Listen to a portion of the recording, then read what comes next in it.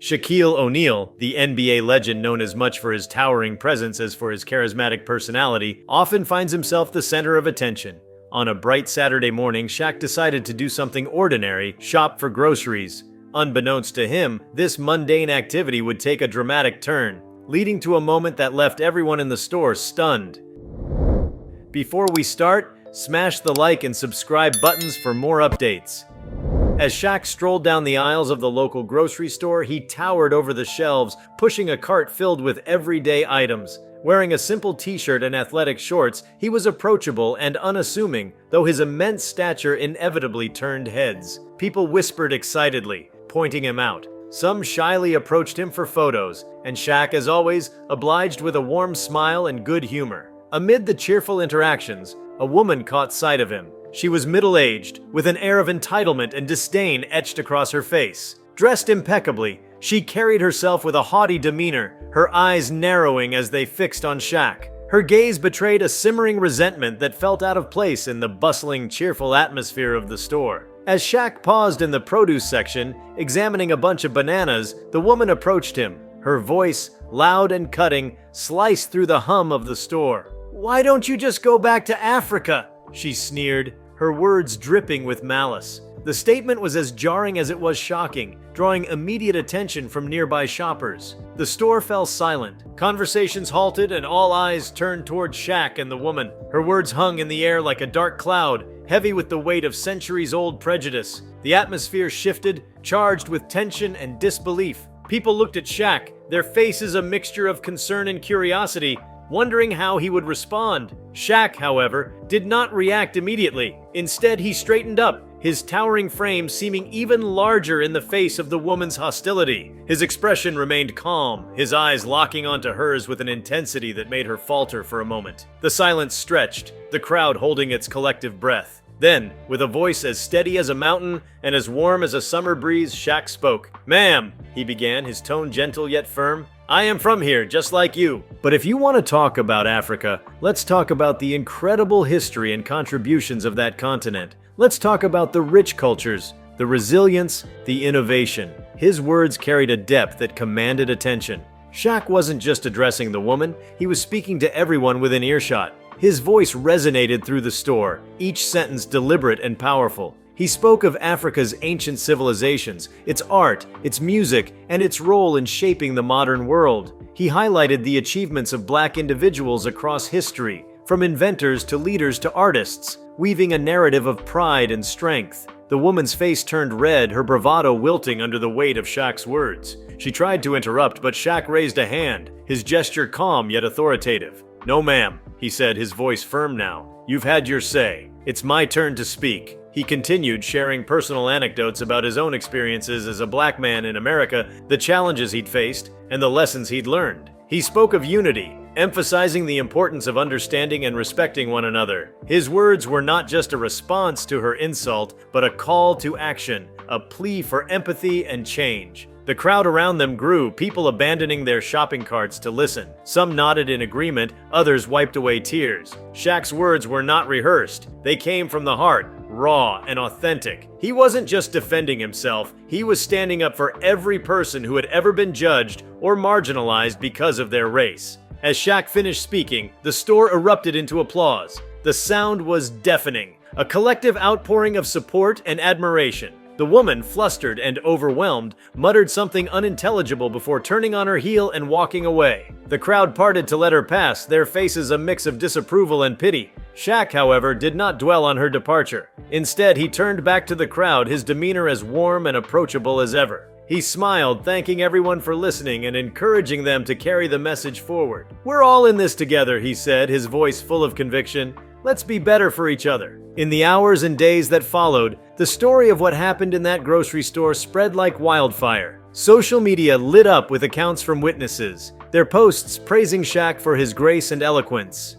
Videos of the encounter went viral, sparking widespread discussion about racism and the power of standing up against hate. Shaq's response resonated far beyond the walls of the grocery store. It became a symbol of resilience and the importance of using one's platform for good. People from all walks of life reached out to express their admiration, sharing their own stories of overcoming prejudice and discrimination. For Shaq, it wasn't about the applause or the viral fame. It was about the opportunity to educate and inspire, to turn a moment of negativity into a catalyst for understanding and change. In that grocery store, faced with hatred, he chose to respond with love and strength, leaving an indelible mark on everyone who witnessed it. Years later, people would still talk about that day, about how Shaquille O'Neal turned a hateful comment into a lesson in humanity. It wasn't just a story about racism or a celebrity encounter. It was a story about courage, compassion, and the enduring power of words to transform even the darkest moments into something meaningful. And for those who were there, it was a moment they would never forget.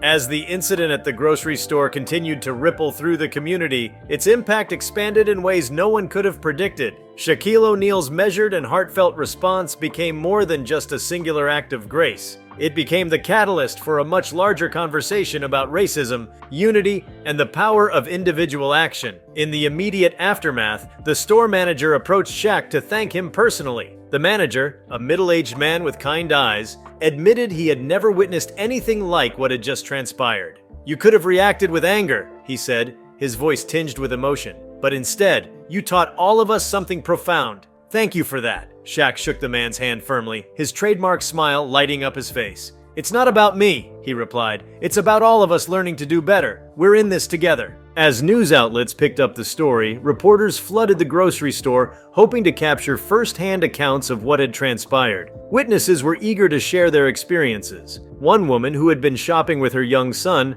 told a local news channel, "It was a moment I'll never forget. My son looked up at me afterward and said, 'Mom, why would anyone say something so mean?' And then he added, 'I want to be like Shaq when I grow up.'" That's the kind of impact he had. The incident also sparked conversations in schools, workplaces, and community centers. Teachers used it as a teaching moment, discussing racism and the importance of standing up against hatred. One high school class held an impromptu debate on how to confront discrimination in everyday life. The students watched a video of Shaq's response, analyzing his words and discussing how they could emulate his poise and empathy in their own lives. In a town hall meeting organized by the local government, residents gathered to discuss ways to promote inclusivity and understanding within the community. The event featured a diverse panel of speakers, including activists, educators, and faith leaders. One of the panelists, an elderly African-American woman, shared her thoughts. "What Shaq did wasn't just about responding to hate," she said. "It was about showing us the power of love and education.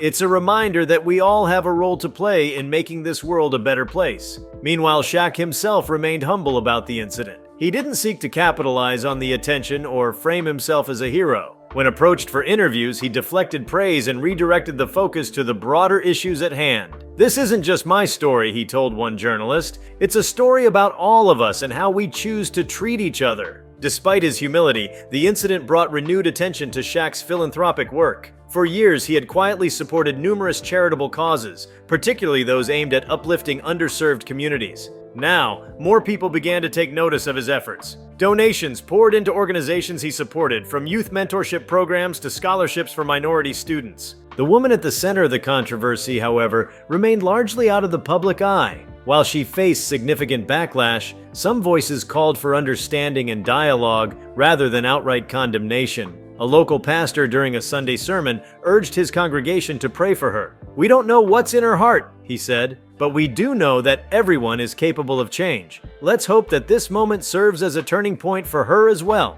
In an unexpected turn of events, the woman eventually reached out to Shaq through a handwritten letter. In it, she expressed regret for her words and admitted that she had been carrying deep-seated prejudices for much of her life. "Your response to my ignorance opened my eyes in a way I never thought possible," she wrote. "I'm not asking for forgiveness because I don't deserve it, but I do want you to know that I'm trying to change." Shaq read the letter carefully, his emotions a mix of surprise and hope. He decided to respond, not publicly, but privately. In his reply, he encouraged the woman to educate herself and engage in meaningful conversations with people from different backgrounds. "Change starts with understanding," he wrote, "and understanding starts with listening." The ripple effects of the incident extended to the digital world as well. Social media platforms became hotbeds of discussion, with hashtags like #BeLikeShaq and #UnityOverHate trending for weeks. Influencers and celebrities chimed in, praising Shaq's response and sharing their own stories of overcoming prejudice.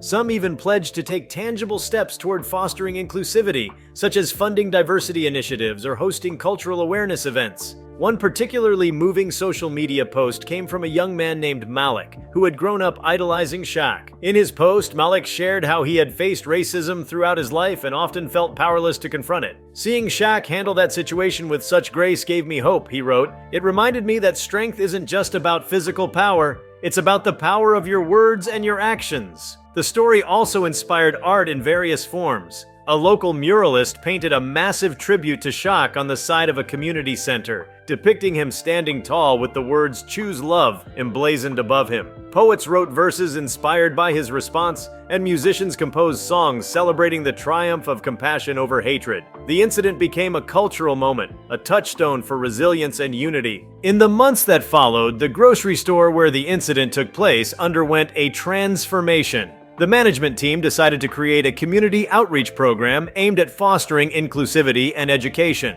They hosted workshops on diversity and inclusion, invited guest speakers to share their experiences, and even established a scholarship fund in Shaq's honor. The store became a symbol of hope, a reminder that even the most ordinary places can become stages for extraordinary moments. Shaq, for his part, continued to lead by example. He visited schools to speak with students about the importance of empathy and understanding, using his own experiences as a teaching tool. At one school assembly, he told the students, "You don't have to be 7 feet tall to make a big impact. You just have to stand up for what's right." The students hung on his every word, inspired not just by his stature but by his character. One student, a shy girl in the front row, raised her hand and asked, "How do you stay so calm when people say mean things?" Shaq's response was simple but profound. "I remember who I am," he said, "and I remember that their words don't define me, they define them. I choose to respond in a way that makes me proud of myself." As the years went by, the story of Shaq's encounter in the grocery store remained a powerful reminder of the importance of choosing love over hate. It was retold in classrooms, community centers, and family gatherings, serving as a beacon of hope and a call to action.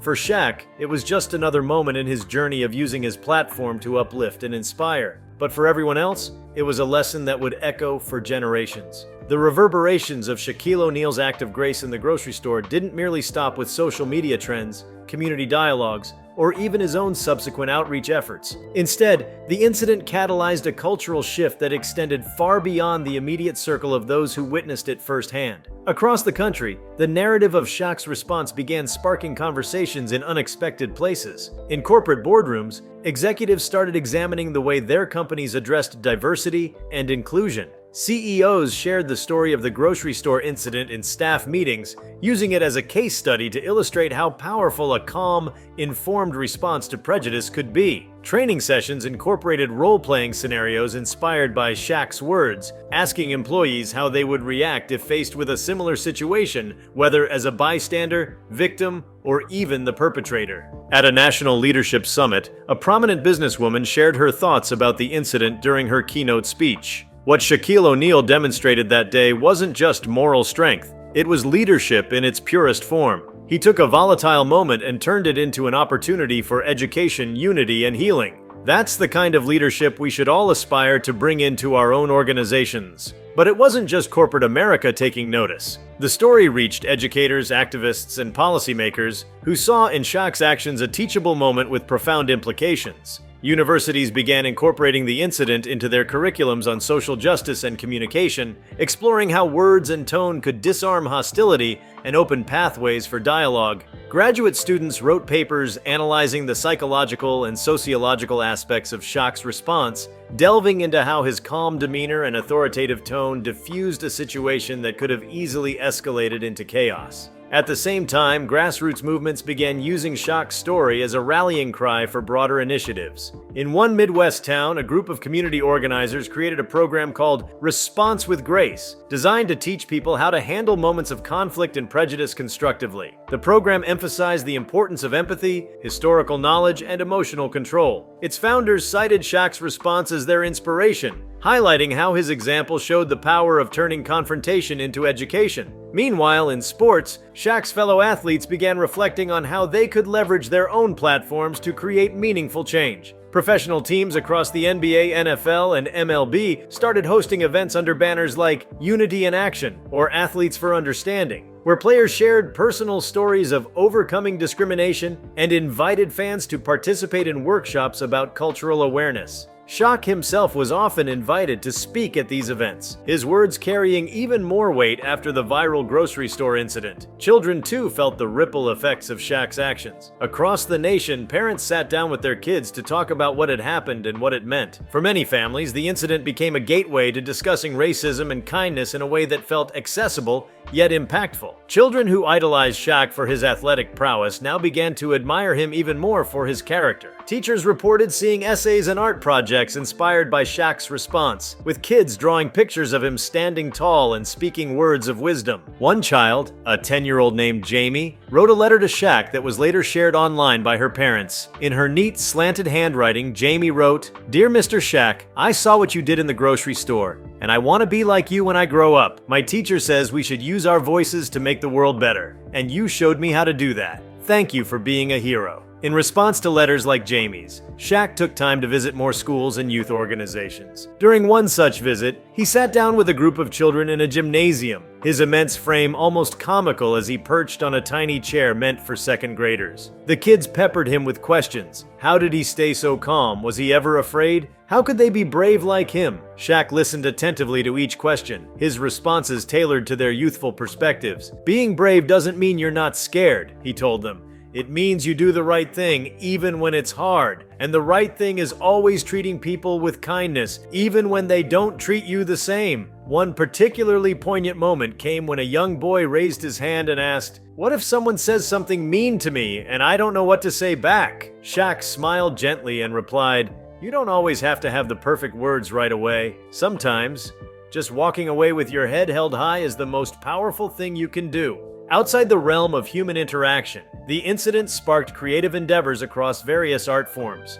Filmmakers approached Shaq with ideas for documentaries exploring his life, focusing not just on his athletic achievements, but on moments like this one that showcased his humanity and leadership. One independent filmmaker released a short film inspired by the incident, blending reenactments with commentary from activists and educators. The film, titled "The Strength to Stand," was praised for its nuanced portrayal of the complexities surrounding racism and the potential for moments of confrontation to spark transformation. The literary world also took note. Essays and op-eds poured into newspapers and magazines, dissecting the broader implications of the event. Authors wrote entire books examining the intersection of celebrity, race, and responsibility, often citing Shaq as a prime example of how public figures could influence societal attitudes. One book, Giants of Grace, Lessons from Leaders in Times of Adversity, devoted an entire chapter to the grocery store incident. The author, a renowned social psychologist, analyzed the dynamics of the confrontation, emphasizing how Shaq's physical presence, combined with his emotional intelligence, created a unique opportunity for impact. "It wasn't just his stature that made people listen," the author wrote. "It was his ability to stand tall emotionally and intellectually in a moment that could have easily been defined by anger or fear." On a broader scale, the incident reignited discussions about systemic racism and how communities could address it. Advocacy groups used the story to highlight the everyday challenges faced by people of color, framing Shaq's experience as one example among countless others. Campaigns were launched encouraging people to share their own stories of confronting prejudice, creating an outpouring of testimonials that ranged from heartbreaking to inspiring. These stories, collected in digital archives, became a living testament to the ongoing struggle for equality and the resilience of those who fight for it. Perhaps the most enduring legacy of the grocery store encounter was the creation of the Shaquille O'Neal Center for Dialogue and Understanding. Established with the help of philanthropists and community leaders, the center was designed as a space where people from all walks of life could come together to discuss difficult topics like race, prejudice, and cultural differences. The center hosted workshops, seminars, and community events, all aimed at fostering empathy and education. At the opening ceremony, Shaq stood before a diverse crowd, his voice steady but filled with emotion. "This center isn't about me," he said. "It's about us. Every single one of us. It's about creating a world where moments like the one in that grocery store don't happen anymore. But until that day comes, It's about making sure we're ready to respond with love, strength, and understanding." The crowd erupted into applause, their cheers a reflection of the hope that Shaq's words inspired. As the ceremony concluded, attendees filed into the center, eager to participate in the conversations and workshops that awaited them. For many, it was the beginning of a new journey, a journey toward greater understanding, empathy, and unity. Through it all, Shaq remained grounded, his focus unwavering. To him, the incident in the grocery store was not a singular event, but a reminder of the responsibility he carried as a public figure and a human being. It was a responsibility he embraced wholeheartedly, knowing that his actions, however small they might seem in the moment, had the power to create lasting change. And so, the legacy of that day lived on, not just in the minds of those who witnessed it, but in the countless lives it touched and the enduring lessons it taught. It became a story of transformation, a story of hope, a story that reminded the world of the profound impact one person can have when they choose to respond to hate with humanity. As the months turned into years, the story of Shaquille O'Neal's encounter in the grocery store settled into its place as a modern parable, one that continued to grow and evolve with each retelling. What began as a single, startling moment became a symbol of resilience, courage, and the transformative power of human dignity. The incident was not simply remembered, it was actively woven into the cultural fabric of a society striving for better understanding and inclusivity. One significant development that emerged from the aftermath was a partnership between Shaq and several national advocacy organizations. These groups worked together to create a multimedia campaign called Rise Above, aimed at addressing everyday racism and providing tools for individuals to respond constructively. The campaign included public service announcements, digital toolkits, and an interactive app that allowed users to practice scenarios similar to Shaq's experience, offering them guidance on how to handle hate-filled interactions calmly and effectively. Rise Above quickly gained traction, its message resonating deeply across diverse audiences. In one particularly impactful video, Shaq narrated a montage of real-life stories from individuals who had used the campaign's principles to diffuse tense situations in their own lives. His voice, calm and authoritative, urged viewers to choose strength, choose grace, and always choose to rise above. The campaign inspired thousands of people to share their own stories on social media, creating a groundswell of solidarity and awareness. Meanwhile, academic circles continued to analyze and expand upon the lessons of Shaq's response. Scholars in psychology, sociology, and conflict resolution pointed to his actions as a prime example of how emotional intelligence and self-regulation could disrupt the cycle of anger and retaliation. A groundbreaking study published in a leading psychology journal examined the physiological effects of calm leadership in moments of conflict, using Shaq's encounter as a case study. The research revealed that maintaining composure not only diffuses tension in others,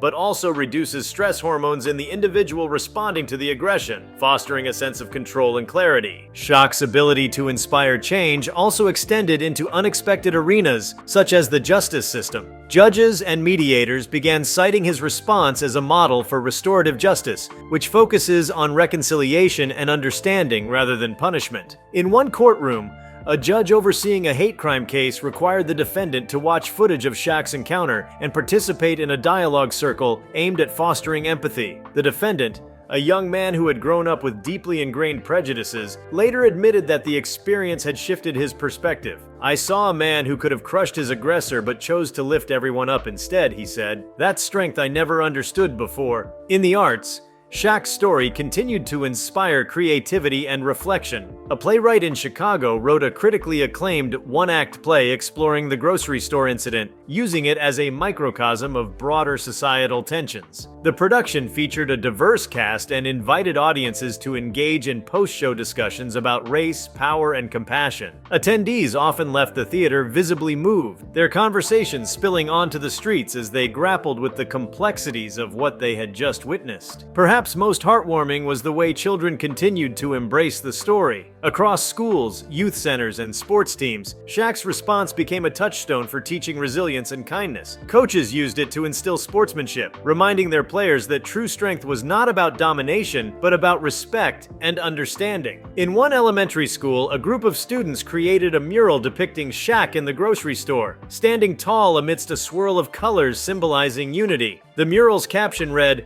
"Words can build bridges or walls. choose wisely. Shaq's personal reflections on the incident evolved over time as well. In interviews and speeches, he often spoke about the ongoing journey of self-improvement and the responsibility that came with visibility. "I'm still learning every day," he admitted in a candid moment during a televised town hall. "That day in the grocery store, I had a choice. We all do every single day. And the choice we make doesn't just define that moment, it defines us." For Shaq, the incident was never about him alone. It was a collective lesson, a call to action for society to do better, to listen more deeply, and to act more thoughtfully. His ability to transform a moment of adversity into a movement of change cemented his place not only as a giant on the court, but as a towering figure of moral leadership. And as the years went on, his story remained a testament to the enduring truth that grace, empathy, and courage could overcome even the most entrenched divisions, leaving behind a legacy of hope for generations to come. The influence of Shaquille O'Neal's response to the grocery store incident extended into spheres where personal stories held the power to inspire structural change. The anecdote, once confined to community discussions and media headlines, began to seep into broader arenas like public policy, interfaith dialogues, and international relations. As the story traveled,